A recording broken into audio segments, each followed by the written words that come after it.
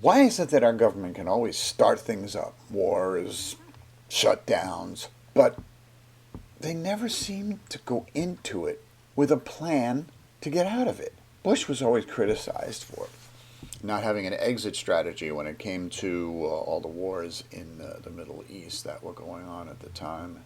What's your exit strategy for this shutdown, everyone? Got no problem getting it started, but you can't ever figure out how to make it stop.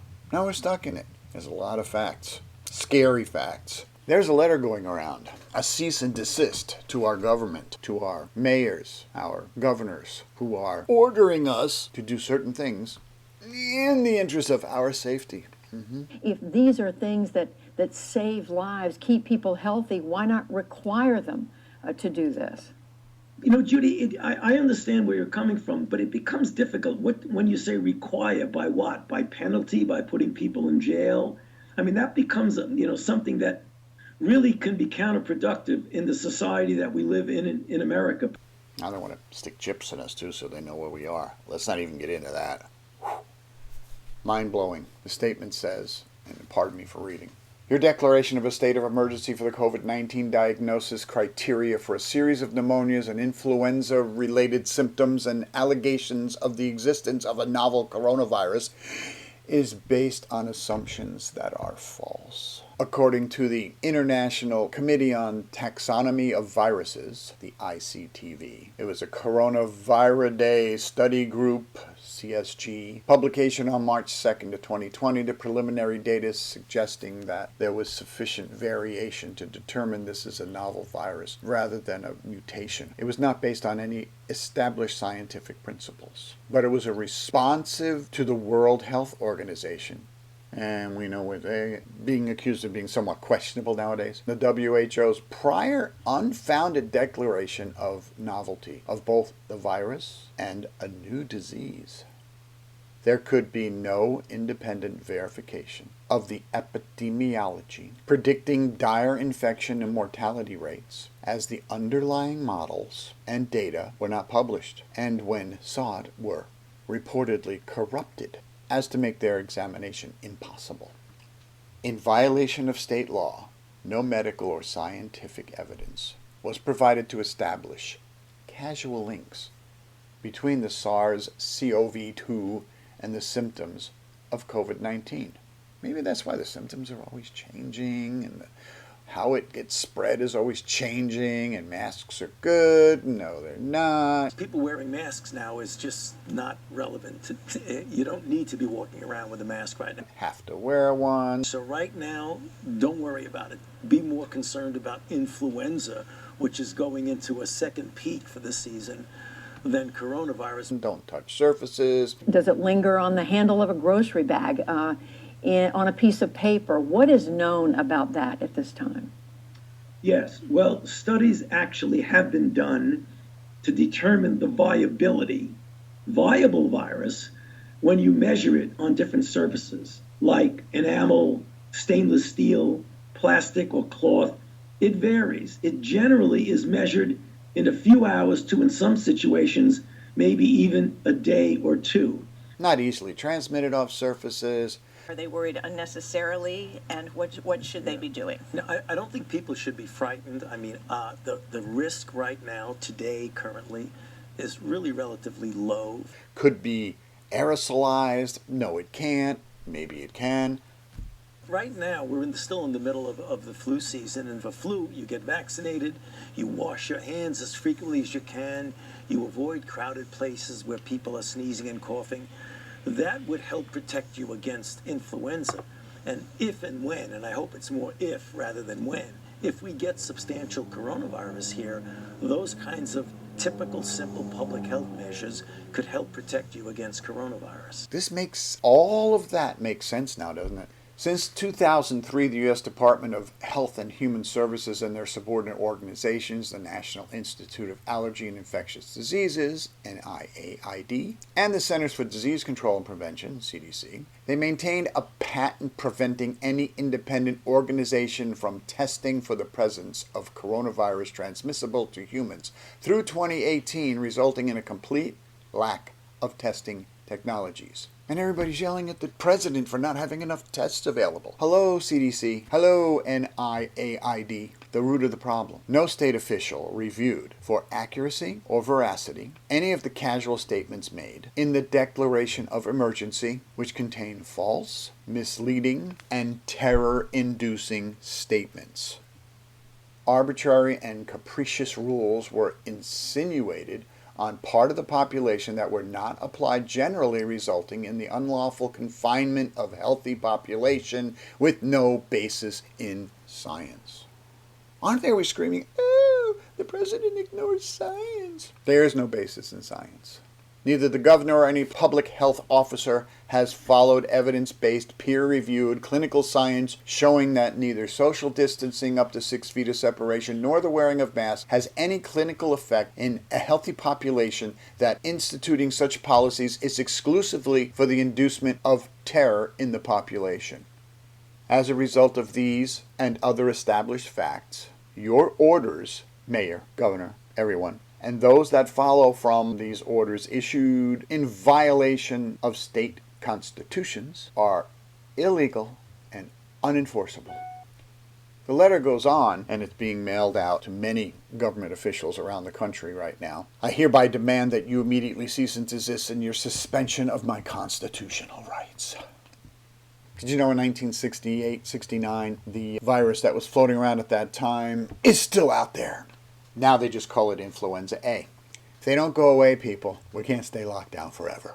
I was actually reading the Declaration of Independence and found some very interesting references to situations going on today that are incredibly similar. Like, for example, when a long train of abuses and usurpations, it's their right and their duty to throw off such governments and to provide guards for their future security.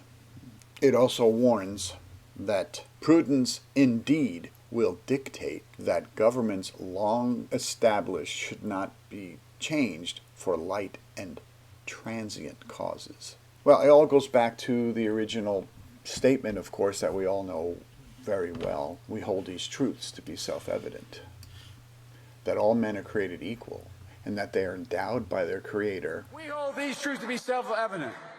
All men and women created by you know the thing. That thing, this is that thing.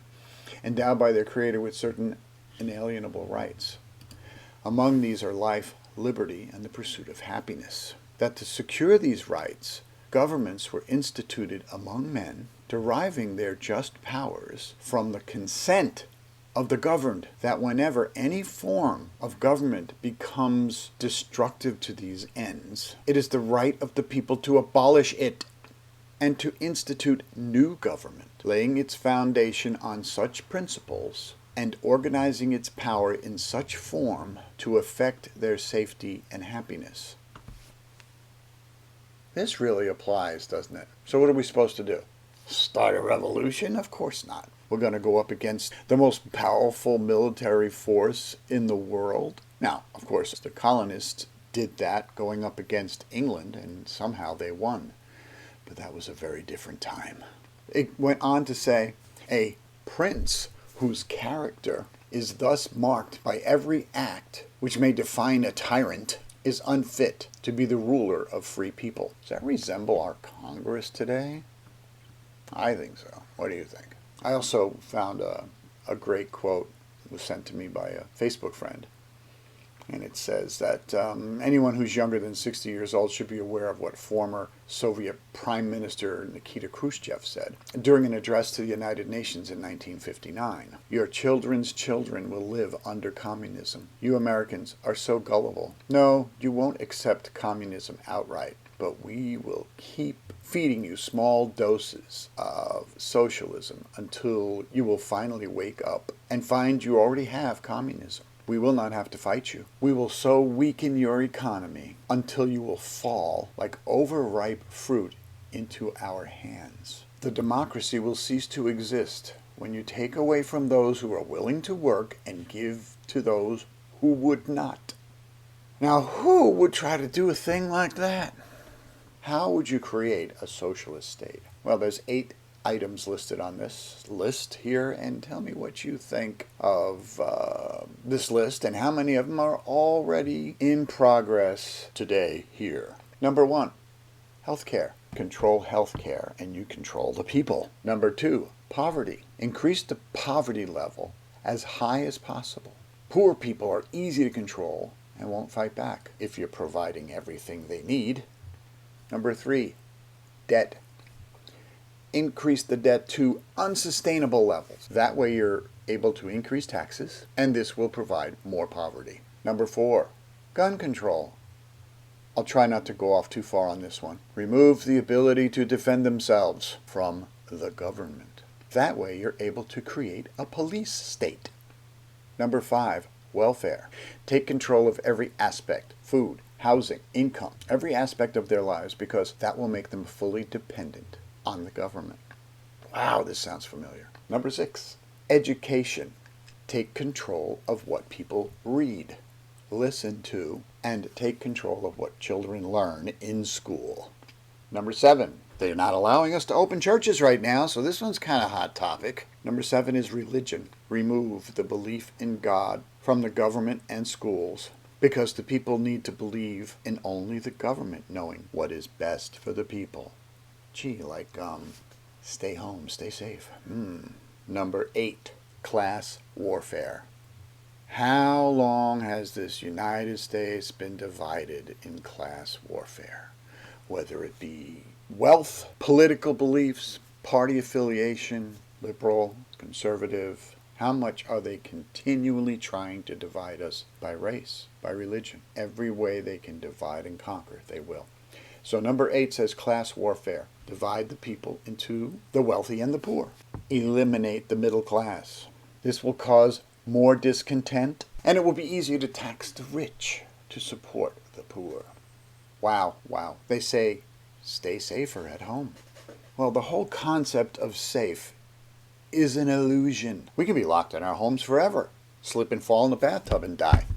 We're never 100% safe. Never. There's flus, other viruses, and bacteria out there that can infect us at any time. Always has been. Staying at home will not keep us safe. Wearing a mask will not keep us safe. Keeping a safe distance is a good idea when someone's sick, especially. And if you don't know, that helps. Preserving life, saving lives by keeping us locked down is not saving lives at all.